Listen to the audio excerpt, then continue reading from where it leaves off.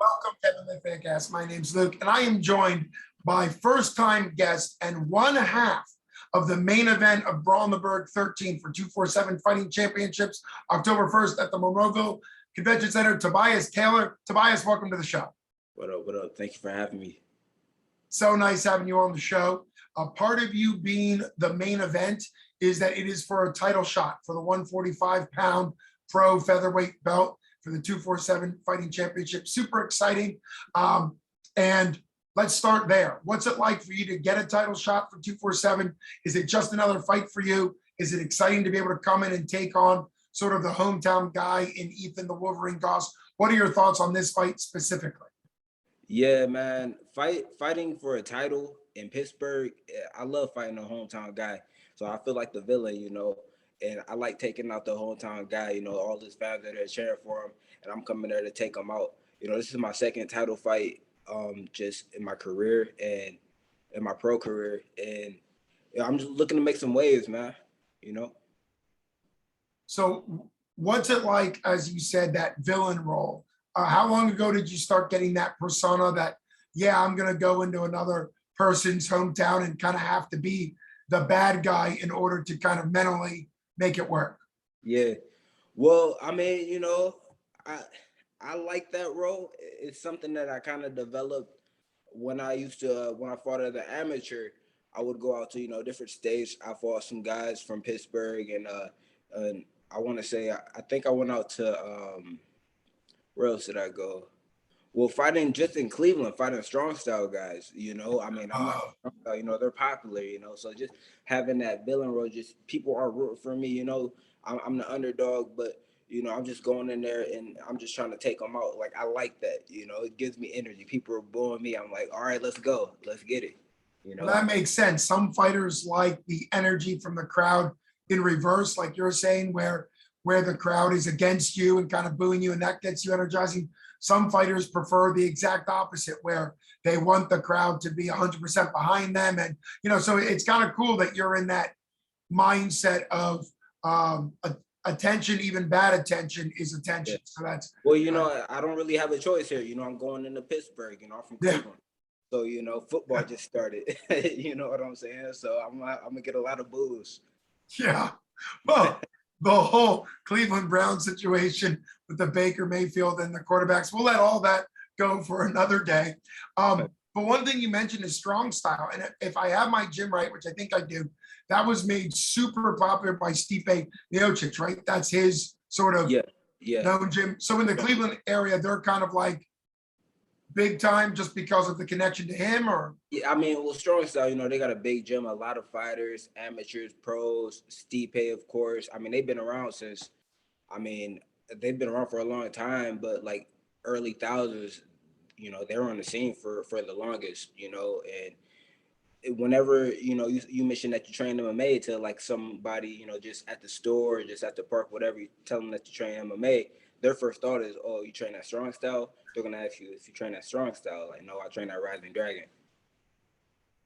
Okay, so you're just saying word on the street, just people on the street assume. Gotcha. Well, that's kind of like, for any fighter, yourself included, to try to explain what MMA is, people end up asking, well, do you train UFC, right? We even kid about that.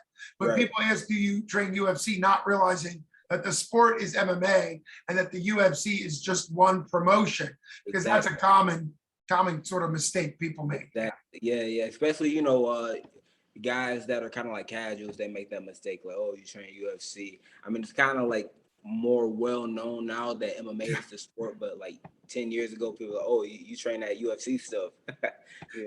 Exactly. And well, I still actually hear it, Tobias. I explain to people that it would be like asking somebody if they train MLB as opposed to baseball. The sport is baseball, but maybe the highest level is MLB, but you don't ask a little kid, you want to go train MLB, so exactly. we get that. So back out several years, because you're an experienced pro of over double digits fights. You had 7 fights as an amateur, but just give me one little snippet of what got you into MMA all the way back as an amateur, and then we'll jump into your pro career.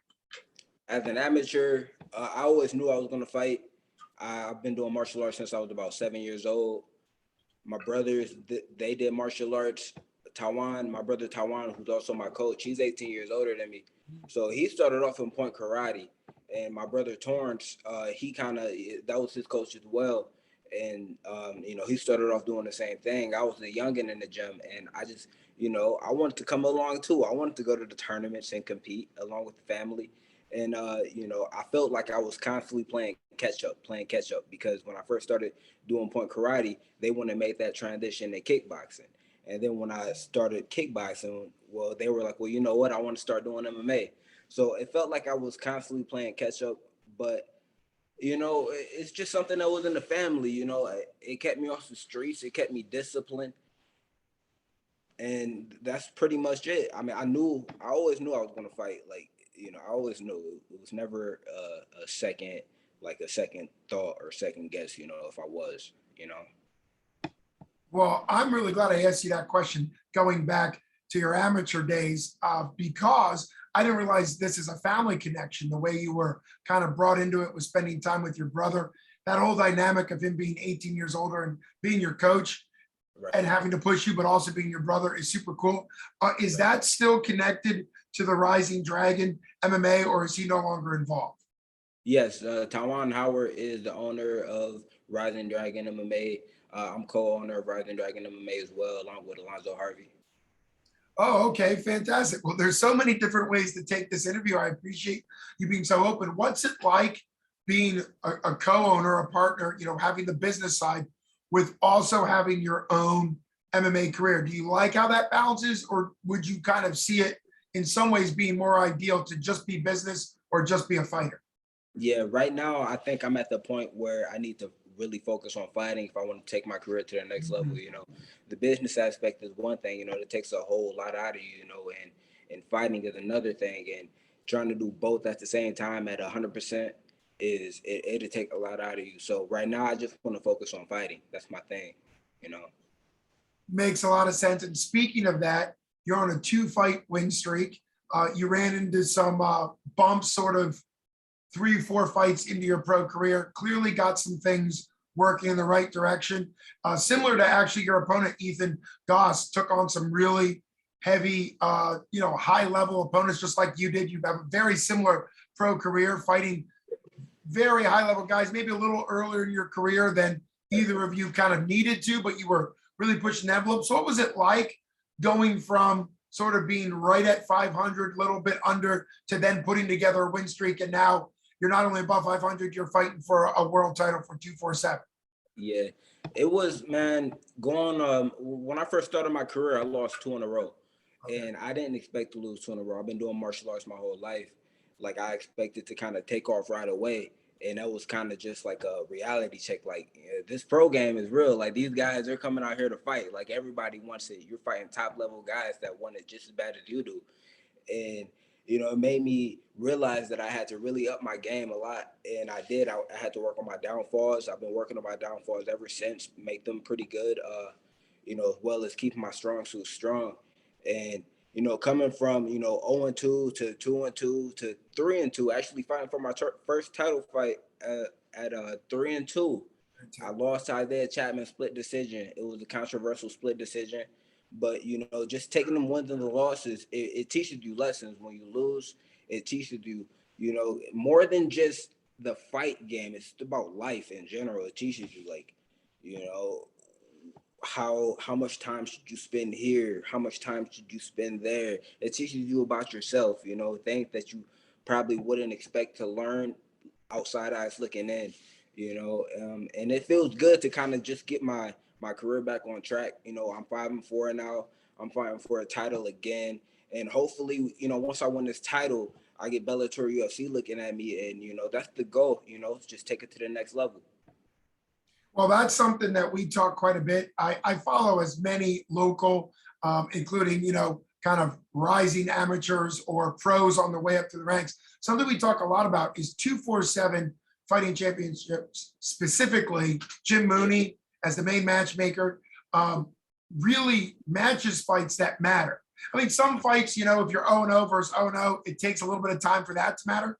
But at the pro level or the advanced amateur level, he tries to match fights. They recently had an amateur fight between 6-0 and 6-0. And both of those amateur fighters could have kind of gone pro instead of fighting that. So 247 tries to put on really meaningful fights. And one of the things that you mentioned is, you know, if you're successful against Ethan Goss, that matters. You know, he's a known guy. He's fought for Bellator before. Actually, the first two champions that 247 produced on the pro.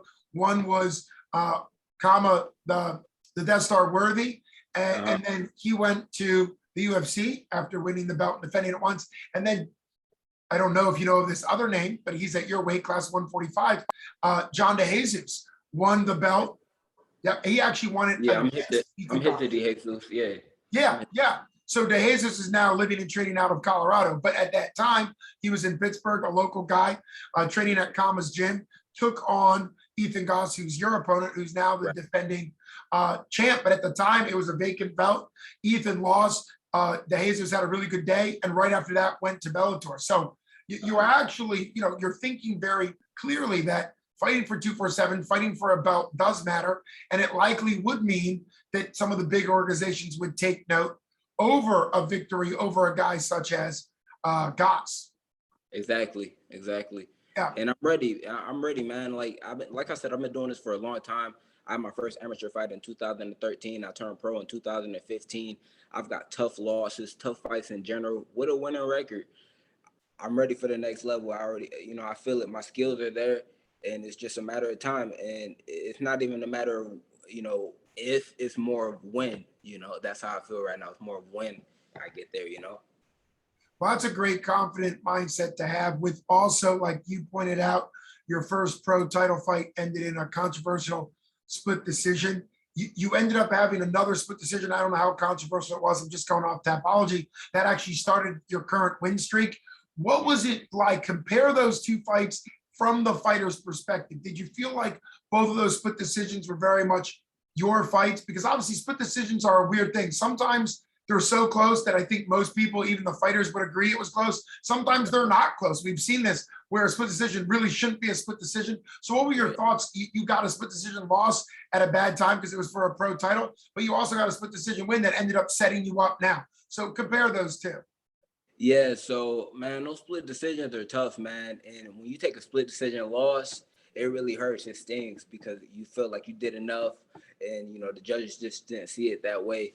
But like Chapman, when I fought Chapman, rest in peace to Chapman, I think that I started late. I started that fight late. I didn't get going as soon as I should have. With that being said, I was so dominant in round 4 and 5. Some of those rounds should have been 8-10. I was very dominant, and I don't think I got that. And you know, no excuses. You know, Chapman was game that night. He had a good game plan, but round 1, 2, and 3, one of those rounds should have probably gone to me. You know, but as far as damage goes, who won the war? I clearly won the war. I did more damage, but it's just, you know, he had a good game plan. This is a sport as well as a fight. You know, but when I fought Adam Kerr a couple months ago, he another good fighter, 3-1, you know, but I just think that learning from those fights, like my losses, I was able to push through a lot better. You know, I was able to push through. It's like I said, these guys at the pro level, everybody's game, everybody wants to win. So a lot of the times it comes down to who wants it more. You know, who wants it more? Like who's willing to push that last 30 seconds where it really counts, you know, where, you know, you're tired, you know, you guys are both tired, but, you know, you got this reversal. You can get a reversal in the last 30 seconds of the round. Like, are you going to get that reversal? You got to fight. It's a fight. You know, you got to push. And I think that's what I'm learning throughout my career. I can actually take it there and then take guys in the deep waters and they can't hang with me. Well, I appreciate you breaking down sort of both of those split decisions, one as a win, one as a loss, and seeing that you learn from them. You know, obviously that's the important part, because all too often you know, there can be a coast mindset, like you said. If it's 30 seconds ago and you're tired, you kind of have to have the mindset that you never know what, particularly in a judge, you never know what they will have considered. A lot of people, we could probably talk 3 hours. I could write whole books on the fact that I personally think there should be an open scoring. Other organizations have done this before. Not that you could argue it, not that you could try to make your case, but that at the end of each round, right in the middle of that 5-round fight that you had at the end of round 1, you would have known round 1, 2, and 3, you could have potentially known that it was 10-9 against you. And that obviously would have made a difference. Clearly, you said you were dominant in round 4 or 5, but you would have known, no matter how dominant, that you would have needed a stoppage. So I do think it's interesting. People, sometimes I've seen rounds that I didn't think could go to a certain fighter, and they did. And then that fighter doesn't realize that they're up, and that could be a disadvantage. Sometimes if a fighter doesn't realize they're up, they fight differently as well. So yeah. I personally think open scoring at the end of each round, which I don't know, maybe somebody somewhere will try it. It'll have to be tried out before the UFC level to see if, it works. We've seen CFFC a couple years ago. I don't know how it went, but they had non-duty judges, like backup judges that didn't count, watching the fights on video without sound. And they did that for a couple things. It made some news on MMA Junkie, because it's the idea that how influenced by the crowd reactions are the judges. We don't really know, right? But will you weigh in on that? You're a pro fighter. How much do you think the judges are swayed by an ooh and ah of the crowd? Well, that's fair. And if you're going into somebody's hometown and, their fans are cheering for that person and you're trying to take them out and you're not really getting oohs and ahs, but they are, that plays a factor. And it's just like, it kind of sucks, but it's a part of the fight game. We're humans. Yeah. You gotta prepare for that. You gotta tell your coaches, like, hey, when you do something good, when I do something great, you gotta tell your coaches, like, hey, cheer for me. Say, hey, there you go, nice work. This is a fight. This is chess. It's not checkers. Yeah. So human nature plays a factor. And it is what it is. So I don't really mind. Like, we could play all these games like, open scoring, and we could say, the judges can't hear anything. They gotta wear mufflers on their ears to where they can't hear anything, But at the end of the day, like, we're humans, it's a fight. Like, we're going out here to fight. My goal is to take out my opponent, point blank. This is chess. So by any means necessary, Well, speaking of taking out of your opponent, and I appreciate you as a fighter kind of backing off the ideas, even though I think open scoring and some other things might be good improvements. I respect your viewpoint that, hey, as a fighter, you can't try to fix everything around you to get you the wins. You have to kind of win to get the wins. And I do think there are some things that they could polish up, but you're right. If you go into a fight trying to fix every problem, you might not be focused on the fight. Speaking of being dominant, you fought a guy last time out, Stanford, and got some type of TKO. Topology doesn't really describe it well, but some type of strikes by finish in round 2. If you could walk us through the finish from your perspective, and if you can, do you think it was stopped? Because it's something I always ask, not to get any ref in trouble. I'm just curious. Sometimes fighters kind of are like, oh yeah, I knew if I landed 1 or 2 more, the ref would jump in, and he literally was like perfect timing. And sometimes fighters think that a ref, I didn't realize that the ref would think he was that hurt. Or sometimes fighters think that they are going sort of beyond what the opponent. So what did you think about that stoppage? Walk it through from your perspective. Yeah, well, fighting Stanford, he was very explosive to begin with, but like just as the fight went on, I knew that I was outclassing him. I'm like, okay, I'm outclassing him. I'm landing more punches. I'm landing low kicks. He's not doing anything about them. He's not reacting to anything that I'm doing. He's not really, it's not even the fact that he's not respecting it. He doesn't know how to react to it. He hasn't trained his body to do it. So I just kind of had my way with him. And, in a respectful manner, I had my way with him. Like, I honestly feel like I could have took him anywhere. I could have put him on the mat and beat him. I could have, threw punches and strikes with him the whole fight and beat him. And I just felt like I was just a better fighter. I think the fight was ended. It ended on time. I was applying pressure. I hit him with a hard 1-2. He backed up against the cage. I threw like a nice 4-hit combo. I hit him with all 4 of them, and he just kind of crumbled.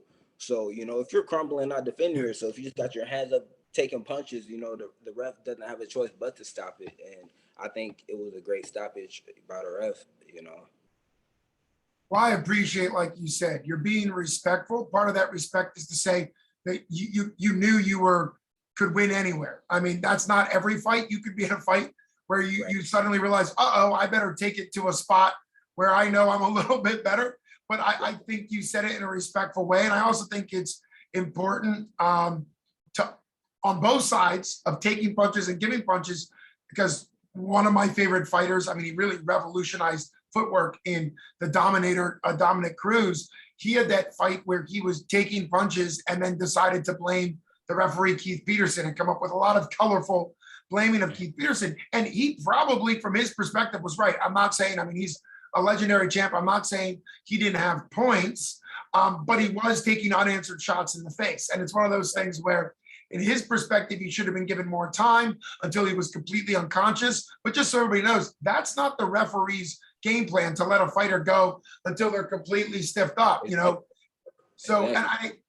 So I There's think a referee for a reason.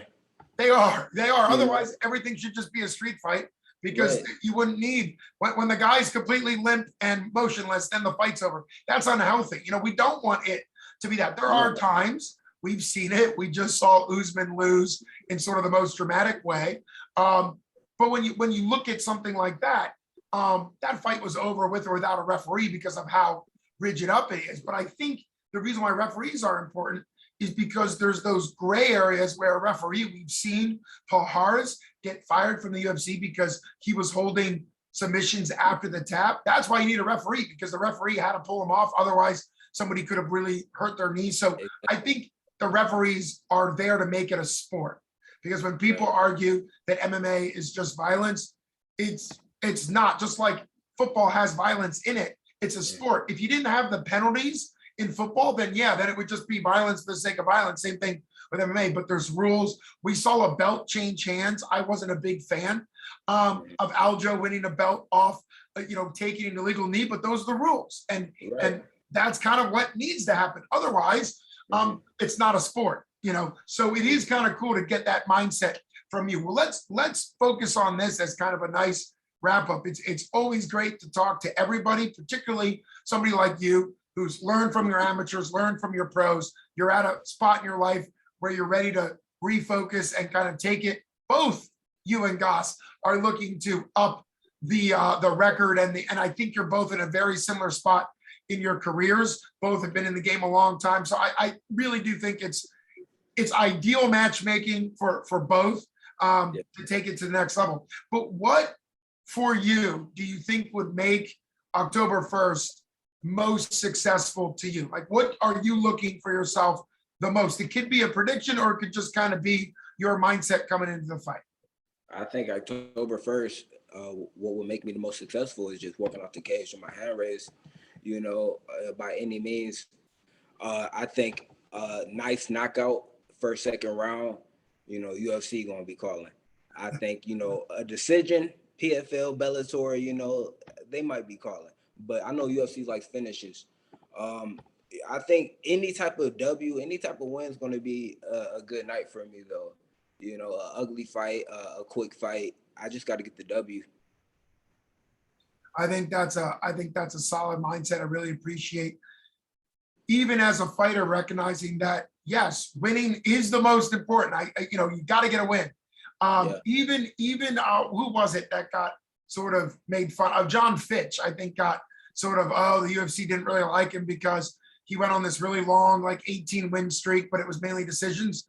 There's still wins, but like you said, you got to get a win. And then the way you win matters as far as who's interested. Certainly. Yeah. And that's okay. We know that what Dana White's been using, I've been loving, probably a little bit too much, but I really do love the Contender Series, because he's even said it. There are fighters that get taken off the Contender Series that on paper he would have never signed.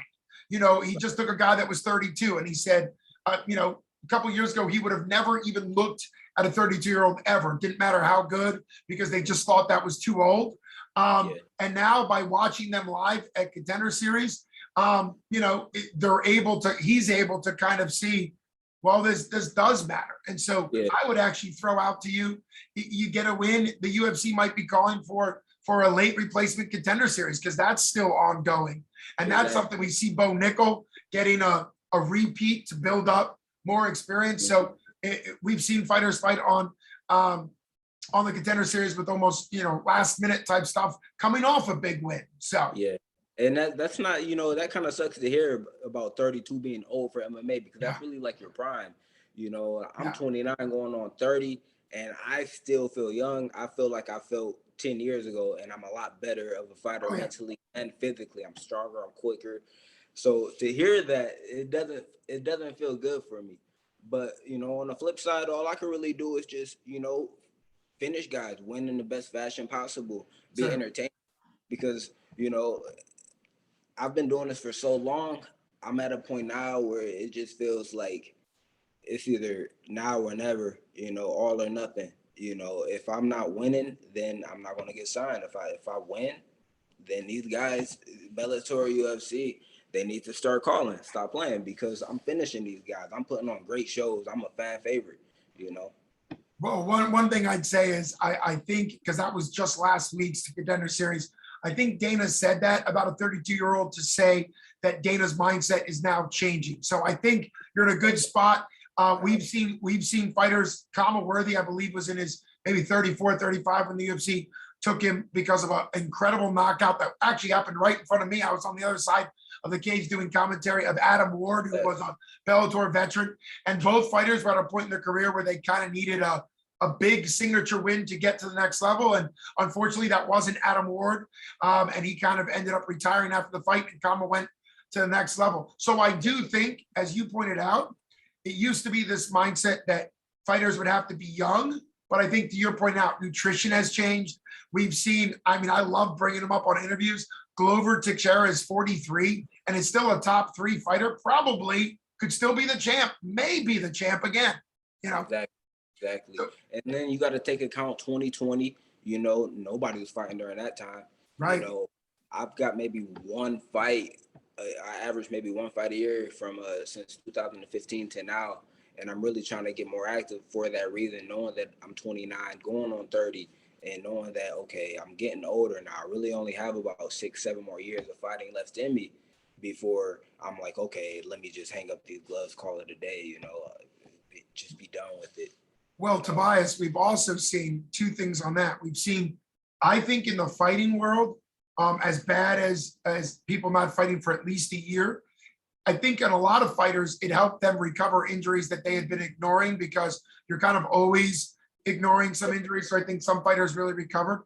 Another thing, of course, is a lot can happen in 6 years. It's not everybody is going to be the insane. I think I was looking back when Cody No Love, who was from the Ohio area, when I think he went from not being in the UFC to being champ in like 18 months, something like that.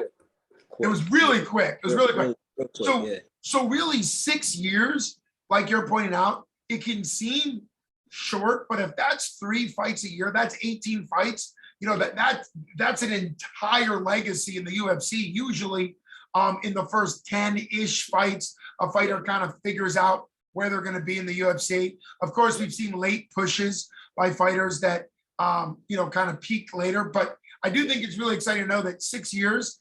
Yeah, if you only fight once a year, unless your name's Conor McGregor, it won't really work. But if you put together some wins, we saw that with Kama Worthy. He ended up losing some and get released from the UFC. But he had 2 fights, 2 win bonuses, 2 finishes as the underdog. That's the way to get noticed. And so, and that's another thing that we're seeing on Dana White Contender Series. These underdog status, people can be an underdog and absolutely not really have been the underdog. It just shows how much perception goes into what people think will happen.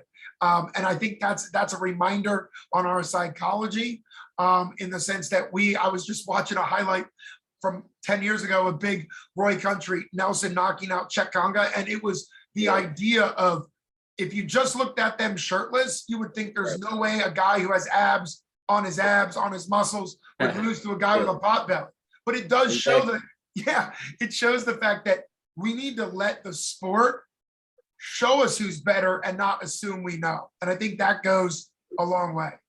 Yeah, I mean, you know, records don't really matter all the time. You know, you got guys that like Ethan Goss, 8-6, you know, who's fought, you know, great fighters. His record really doesn't show how good of a fighter he is.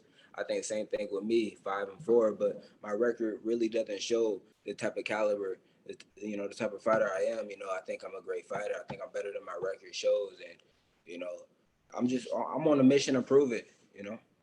I love it. I appreciate your time. I can't wait to see you live in action October 1st, something we always say at the end of interviews. Please get tickets from the fighters or from their gym. In this case, you're one and the same. You're the gym and the fighter. So contact his gym, contact him directly. Always support it. If you are going to get tickets from 247fighting.com, because that's great too, pick Tobias, you know. Pick the fighter that you're trying to support. It helps them. And also, because it is about finances, you know, but it's also about the promoter, in this case, 247, knowing who people are interested in. We see this with Paddy the Baddy in the UFC. You know, he's an interesting, exciting fighter, but he's getting more publicity after 2 wins than somebody with 6 wins in the UFC because people are interested in him. So I know you're the outside guy coming in, but it still matters to 247 and to you if you can get support. If people aren't going to make the drive-in from Cleveland, which I personally think is a great drive-in, I encourage any of your friends to make the drive. I live just outside of Pittsburgh. I think that's an easy drive, but you can also do pay-per-view. And doing pay-per-view, you can also say that you're watching, you know, that you're watching for Tobias. That helps Tobias, but it also helps 247, Ryan Middleton, the owner, to know what type of draw you are. I mean, it's a win-win for everybody, but that's one thing I always encourage. If you've got a favorite fighter, to really recognize that your support really does make a difference, you know, particularly at this level. We work 40-hour work weeks plus, and we trained 20 hours a week, 40 hours a week. You know, we're working hard, you know, just support any way possible, especially if you're an MMA fan, because, you know, we're constantly on a grind and we're constantly working, and any little bit helps, definitely. Indeed. Well, I really appreciate your time. For everybody out there, you've been watching MMA Fancast. My name's Luke. I've been honored to have first-time guests. Go ahead, sir. 1 second. I want to shout out the Traveling Circus. You know, I've been sparring with a lot of guys over there. Devontae Smith. You got Chris Porter, Brian Dougie Hauser. You know, been one of my main training partners for this fight, and all solid pros. You know, Chris Porter, Eric.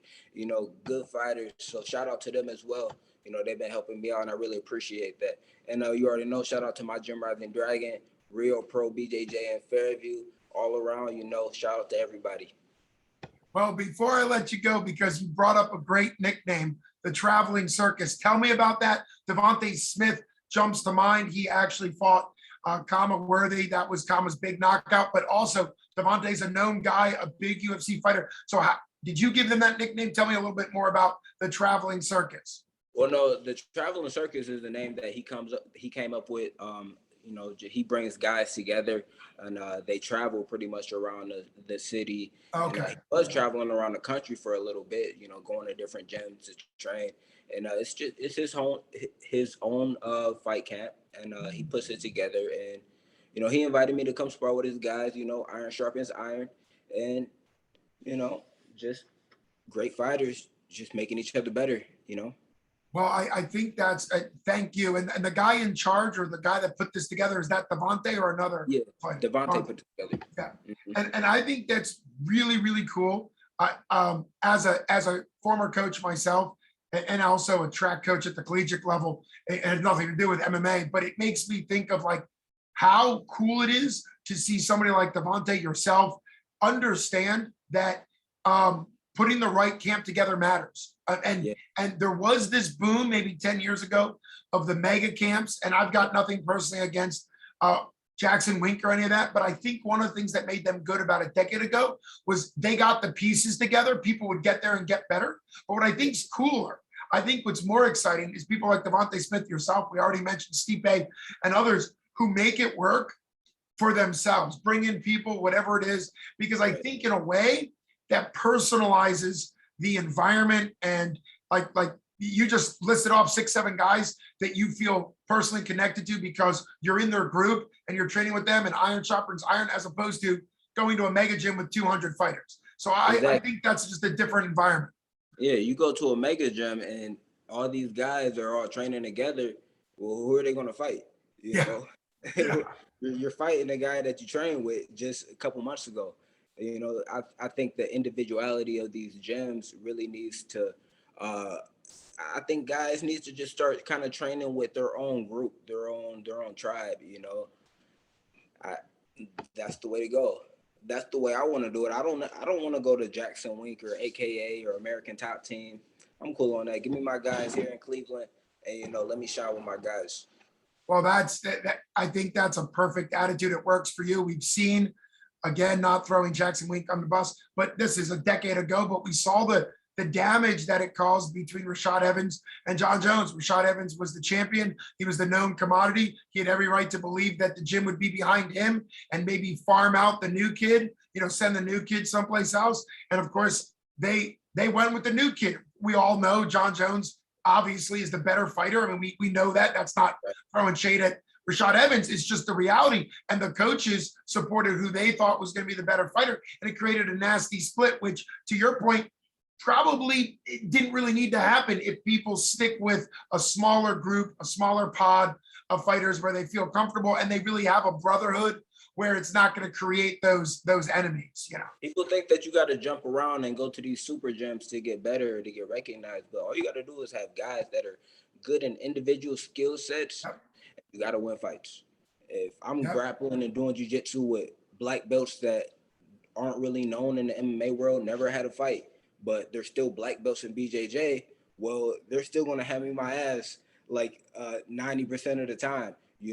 If I'm boxing with boxers from Cleveland and, they're great boxers, but, they never hopped in the cage, still going to outbox me. You just got to get guys that are better than you, college level wrestlers, college level wrestlers. You don't have to go to these high, I'm not going to say high level gyms. They are high level. You don't have to go to these big name gyms to get better. That's how I feel. I think you got to go with guys. You got to work with guys that really are better than you in specific skill sets. Yeah, and shout out, like you said, shout out to all the training partners who are a pure athlete, like let's say pure boxing, that are willing to give rounds to an MMA guy. It's not the time for the MMA guy to beat him up or choke him. It's the time for the MMA guy to get better at boxing. And I completely agree with you. And I think when an MMA guy or training partners or coach can get the idea that bringing a black belt in jiu-jitsu, particularly no-gi specialist who doesn't give a crap about MMA, doesn't want to fight, but wants to make you better on the ground, that's a win-win. I mean, it really helps you. And I think we've kind of seen that in smaller pockets where bring somebody in. 247 just had a fighter fight James Lido, who is currently a starter at Pitt University, as a wrestler. And sure, he transitioned to MMA, but the reality is he's still a starting Pitt D1 wrestler. So that's the mindset I think you're talking about, where he's known as a wrestler, but he can still benefit in MMA. And so I give everybody credit for that. Most respect to anybody like that. I'm training with guys that real pro, high level purple belts, that hand me my ass all the time, and they never step foot in the cage, not one day in their life, Yeah. Well, you've been really great with all your answers, a wealth of information, a fun guy to talk to, and also to watch in the cage, because I know when you win, it's typically by finish, which is always exciting. And so now we can do the wrap up. I appreciate you giving all the shout outs. We could go on for hours about the fact that no one's really in the cage alone, whether it be sponsors, whether it be your trainers, whether it be your first coach, in your case, your brother who's quite a bit older, who set that fire for combat sports and kept jumping to a different sport, making you chase him, that got that mindset, keep going. We just saw a legend in Serena retire out of tennis. But one of the things that I remember in the early 90s was Venus, Venus was the big deal. And she kept saying, like when she was retiring, even though Serena became the bigger one, it was chasing her older sister that made her who she is. So I think all too often we look at a fighter particularly as, oh, it's just them. And we forget the fact that there's sponsors, people even that don't train at all, but just support you emotionally, loved ones, spouses, kids, whatever it is, a dog, whatever it is that goes into why you're in the cage. So I give everybody of those credit. Sometimes even deceased family members are a big motivator for why you do what you do, and nobody will ever see them. So that's what I think is really cool about MMA. It's also the sport, but it's the fact that nobody's really in there alone because they have everybody that they've ever trained with or sparred with or has motivated them. Thanks so much. Come see Tobias Taylor. It is the main event of the evening for the 247 championships, 145 featherweight pro belt at Brawl the Berg 13 Moroville Convention Center. Come see Tobias Taylor take on the reigning, defending Wolverine, Ethan Goss. Thanks so much for your time. Yes, sir. Yo, have a good night. You got it. Have a good one.